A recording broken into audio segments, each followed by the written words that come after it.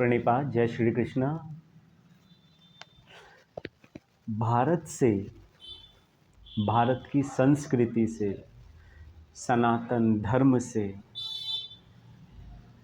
इस समाज ने, इस संसार ने और विश्व ने बहुत कुछ, एक हम कहें कि सीखा है बहुत कुछ।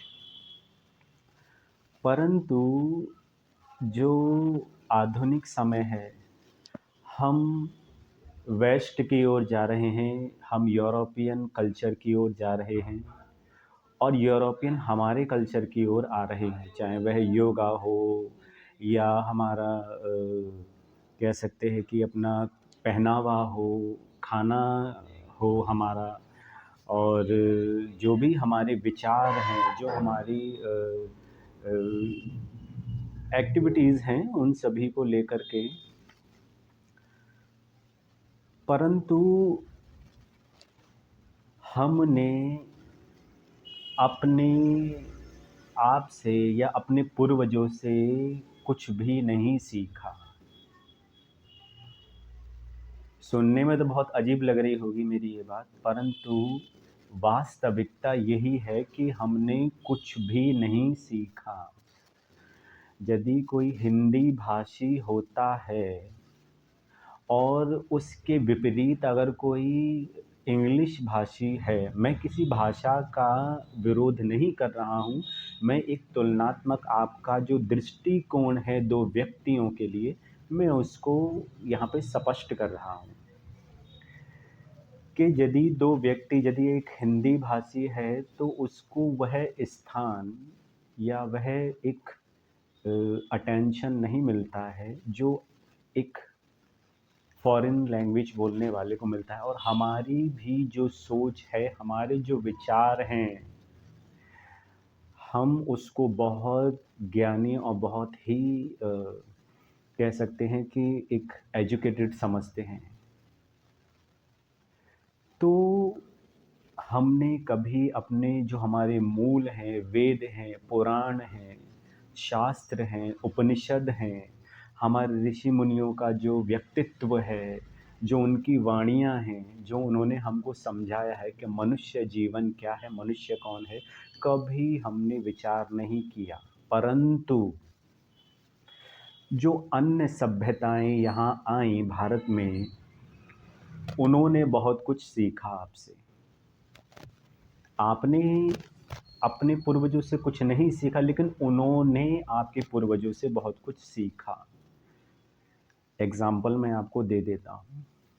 वानर, आप जानते हैं, हमारे जो एक त्रेता युग में भी हमारे वीर बजरंगी पूजनीय हनुमान जी को भी दिखाया गया है, और शनि देव को भी आप देखते हैं कि वो भी एक पक्षी की सवारी, पक्षी उनका चिन्ह है, सवारी तो नहीं कहेंगे, पक्षी उनका चिन्ह है। तो आपने कभी हजारों बार आपने रामायण देखी होगी, जब पितृमास आता है तो हजारों बार आपने कौओं को जा कर के भोजन कराया होगा, छत पे, कहीं खेत में, कहीं कहीं जा कर के। परंतु जो उनका मूल मंत्र है वह हमने नहीं सीखा। आप कहेंगे कि उसमें उनका मूल मंत्र क्या है? एकता में वो शक्ति है कि बड़े से बड़े आपके जो शत्रु हैं वह धराशाही हो जाते हैं। जैसे एक बड़े ही समुदाय के अंदर में आप देखेंगे, जो वानरों का, बंदरों का जो समुदाय होता है, वहाँ बहुत सारे जो उनको कंट्रोल करने वाले होते हैं, उसमें जो नर वानर होते हैं 8, 10, 5 जो भी हों आपको मिलेंगे। कहीं ना कहीं से वह अपने अपना अस्तित्व के लिए लड़ाई लड़ते हैं, अपने अपने दावेदारी के लिए लड़ाई लड़ते हैं। किसी का कान कटा होगा, किसी का मुंह कटा होगा, परंतु उनकी एकता देखिए। यदि आप किसी भी वानर के जो शिशु उनके बच्चे होते हैं, आप उनको थोड़ा सा भी परेशान कर दीजिए या किसी अन्य वानर को आप परेशान कर दीजिए, वो सारे ये नहीं देखेंगे कि हम में आपस में तालमेल नहीं है, वह सब के सब एकता करके झुंड बना के आप पे टूट पड़ेंगे। परंतु आपने नहीं सीखा एकता, आपने क्या सीखा? जातियों में बंटना। मैं ब्राह्मण हूँ, यह क्षत्रिय है, ये वैश्य है, ये शूद्र है, ये है, ये है।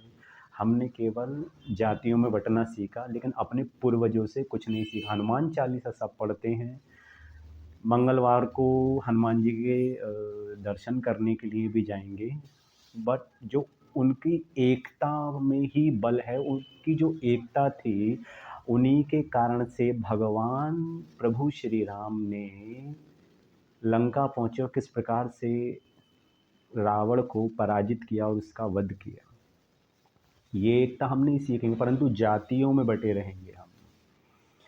किसी के यहाँ औरों को हम अपना मित्र बना लेंगे, परंतु अपने ही समुदाय में, अपने ही सनातन हिंदू धर्म के अंदर किसी एक अपने से निम्न के यहाँ जाकर के हम एक गिलास पानी नहीं पी सकते हैं। क्यों?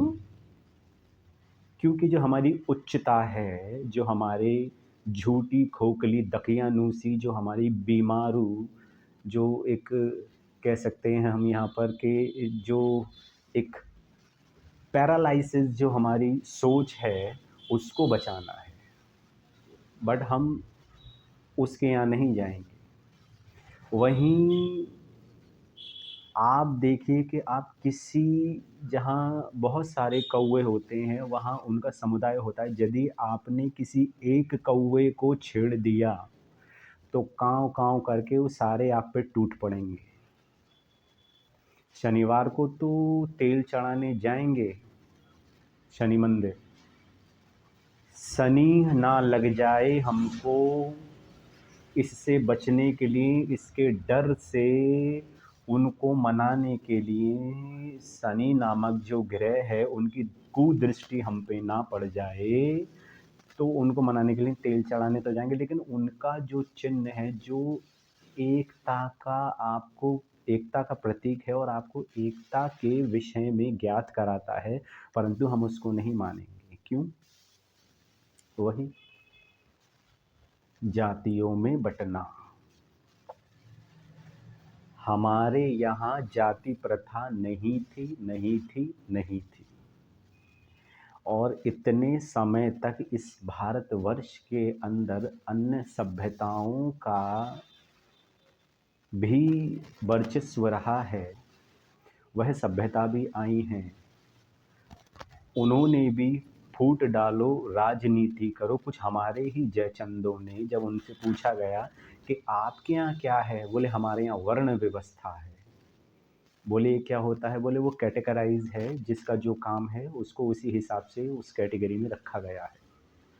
पर उनको, जयचंदों को भी ये नहीं पता था कि जो वर्ण व्यवस्था है, वर्ण के माने होता है पद। जैसे कि अगर मान लो मैं एमबीबीएस कर लूँ तो मैं एक डॉक्टर की पोस्ट हासिल कर सकता हूँ, यदि मैं एलएलबी कर लूँ तो मैं वकील बन जाऊँ, यदि मैं इंजीनियरिंग कर लूँ तो इंजीनियर बन जाऊँ। वैसे ही जो वर्ण व्यवस्था थी, वर्ण के माने होता है पद। तो इसी को उन्होंने झोल झाल करके, और ऐसा नहीं हो सकता कि आपके मूल जो आपके ग्रंथ हैं उनके साथ छेड़छाड़ ना की हो, और आपको फूट डालो और राजनीति करो। यदि आपको मेरी बात पे विश्वास नहीं है तो जहाँ बंदरों का समुदाय हो, जहाँ कौओं का समुदाय हो, आप छेड़ के देख लेना। फिर आपको पता लग जाएगा कि उनमें कितनी एकता है और हिंदुओं में या सनातनियों में कितनी एकता है। हम केवल और केवल हिंदू हैं, सनातनी ही हैं, इससे इतर हम कुछ नहीं हैं।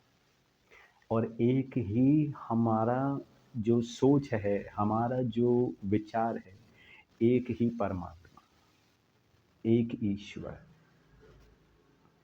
और यही हमारा जो कल्चर है, जो हमारी सभ्यता है, जो हमारे विचार हैं, समस्त संसार हमारा परिवार के समान है। तभी ना कहा गया है वसुदैव कुटुंबकम, आत्म सर्वभूतेषु परमात्मा यत्र तत्र सर्वत्र।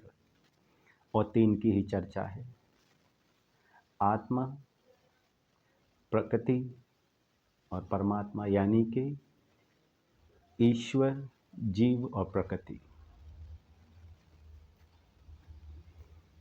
तो विचार तो अवश्य कीजिएगा। तब तक के लिए शुभ रात्रि। नारायण की हम सभी पर खूब कृपा हो। हर हर महादेव, शिव शंभो। परंतु विचार करना भूलना नहीं।